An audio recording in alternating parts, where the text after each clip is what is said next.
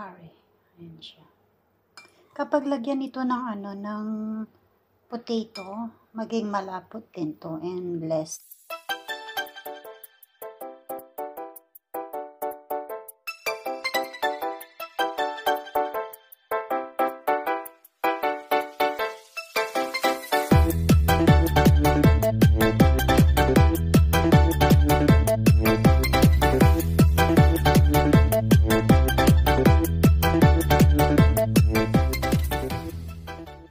Hello guys! Good morning! Good morning! Andito na naman si Mama Mel Vlog sa inyong harapan. Kung bago pa lang kayo sa ating YouTube channel, please subscribe and click the bell button. Like the video para ma-update kayo kung meron akong bagong videos na i-upload. Ngayon guys, ipapakita ko sa inyo kung paano magluto ng lamb curry from South Indian recipe guys. And ito guys is mild lang kasi merong mga batang kakain. So, konti lang yung mga spices nilalagay ko instead. Pero kung okay lang sa inyo na medyo maanghang, dagdagan nyo na lang ng chili powder at yung mga iba pang mga spices. Pero dito kasi, konti lang inilagay ko kasi merong batang kakain. And hindi ko siya lalagyan ng potato kasi yun ang choice nila. Pero pwede nyo siyang lagyan ng potatoes, carrots, yun ang pwede nyo ilagay. So, samahan niyo ko guys para makita nyo kung paano ko magluto ng lamb curry South Indian style. So, let's go guys. Ting! Ito ngayon ang ating ingredients guys sa pagluluto ng lamb curry. Ito guys is recipe from South Indian lamb curry recipe. So meron tayo ditong lamb cubes, kinat ko siya ng bite size. And dalawang white onions, dalawang tomatoes. Meron tayong ginger garlic paste, turmeric powder, chili powder, cumin powder, coriander powder. We have fresh coriander, chopped coriander yan. And meron tayong mixed spices, cinnamon stick, cloves, and cardamom. Yung cardamom guys is in-open ko siya para yung amoy niya is mas malasaan yung amoy. Makakalabas yung aroma niya. So, samahan nyo ako guys sa ating pagluluto. So, ngayon dahil lagyan na natin ng cooking oil ang ating pressure cooker. Dito natin iluluto yung onion. Dito natin iluluto yung ating mga sangkap guys para pag ilagay na natin yung karne, dito na natin i-pressure cooker na lang natin para mas madali siyang maluto. So, ilagay na natin yung ating onion.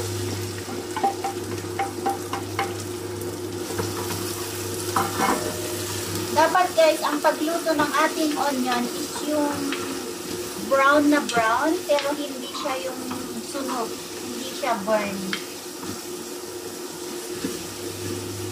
So, dapat yung ating apoy is medium lang siya para hindi masunog sa ilalim.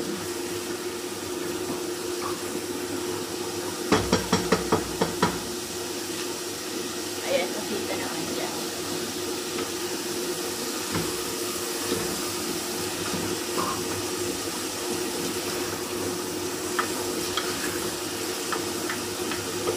Sa kanila guys, ang pagluto ng curry is yung lalo na pag fish, chicken, beef, lamb, is yung onion niya is as in na brown siya. Hindi siya lang golden brown, pero yung brown and brown yung parang nagka-caramelize na siya. Ganun ang pagluto nila. Dito ko natutunan ang way ng pagluto ng curry, proper way of pagluto ng curry. Kasi nung nasa Chinese pa ako, basta may gisa-gisa na lang yung mga sangkap, hindi ko na ganun as in na ganun yung kulay ng onion. Basta luto na yung onion, okay na. Pero dito pala, hindi. Mas masarap pala yung lutong-luto yung ating onion. Yung magkakaramelize na siya.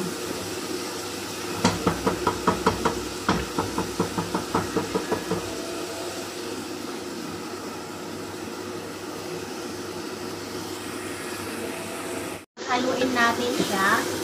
Haluin na maigi para walang didikit sa sa ilalim ng ating rice pressure cooker.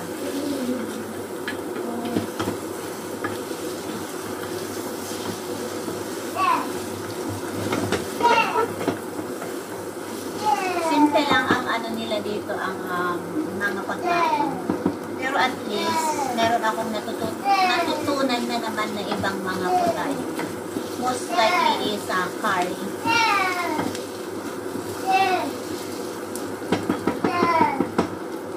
Tiyaga lang paghalo ng ating onion kasi matagal talaga, as in na matagal ang pagluto.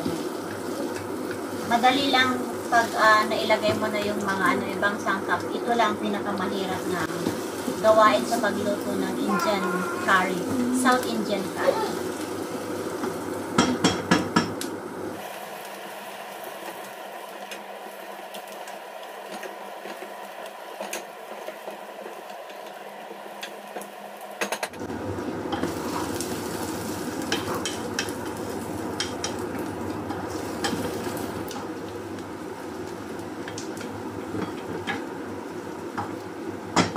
Malapit na maluto guys ang ating onion.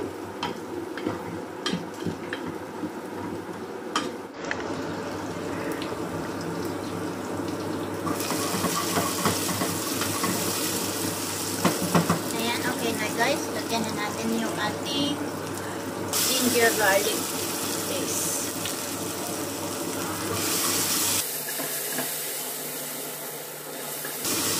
Kapag mawala na guys yung amoy vinegar niya, ilagay na yung sunod na sangkap. Ayan, pag-amoy maasim na siya, amoy vinegar na siya.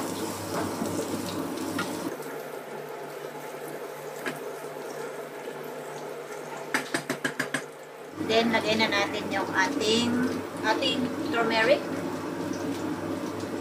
chili powder, cumin powder, coriander powder.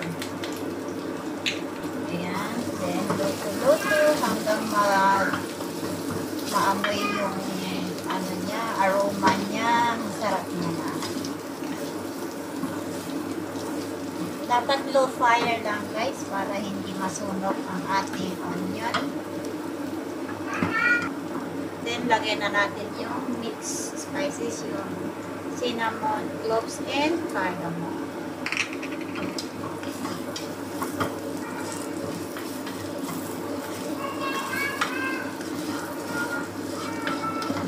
Ayan, sarap. Salt. Then, lagay na yung tomato.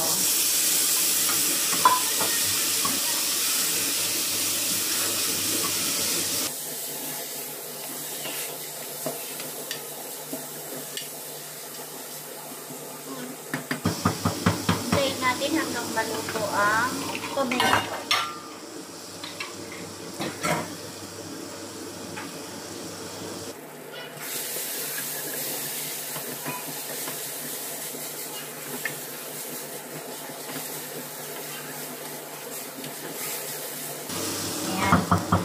Luto na ang ating tomato. Then, lagay na natin yung ayan, cubes lang doon.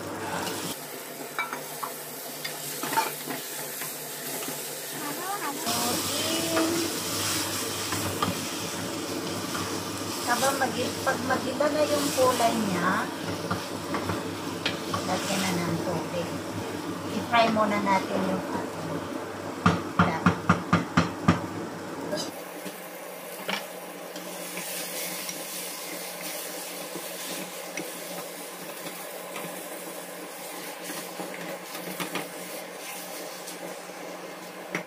And then, lagyan ng tubig.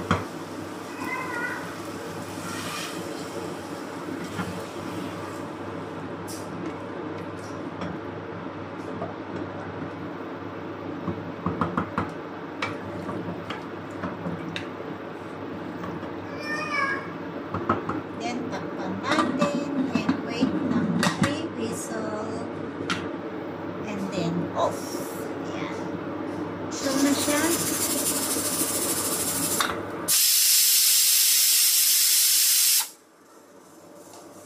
Wait for second and third whistle. Ayan, second whistle. One more whistle.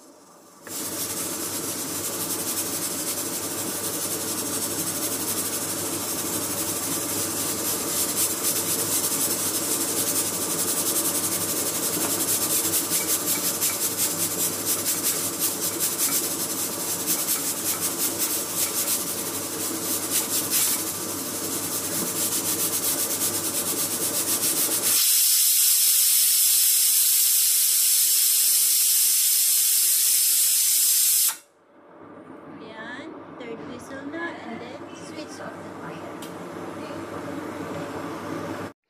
So, check natin guys ang ating lamb curry.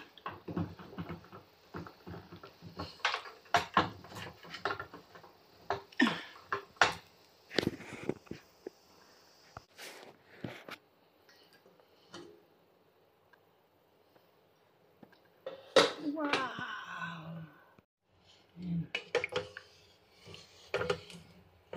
Matubig siya, pero sakto lang pag malagyan na siya ng potato.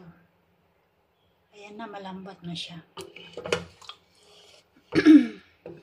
Kasi ito, lulutuin, uulamin nila sa Chinese New Year kasi wala ako sa Chinese New Year. It's my off day, so lulutuan ko na lang sila.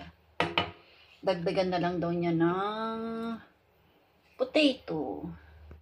Ayan, ang ating mutton curry. Ayan siya. Kapag lagyan ito ng ng potato, maging malapot din to and less gravy. Pero mas maganda naman yung mag-gravy para merong pansabaw sa rice.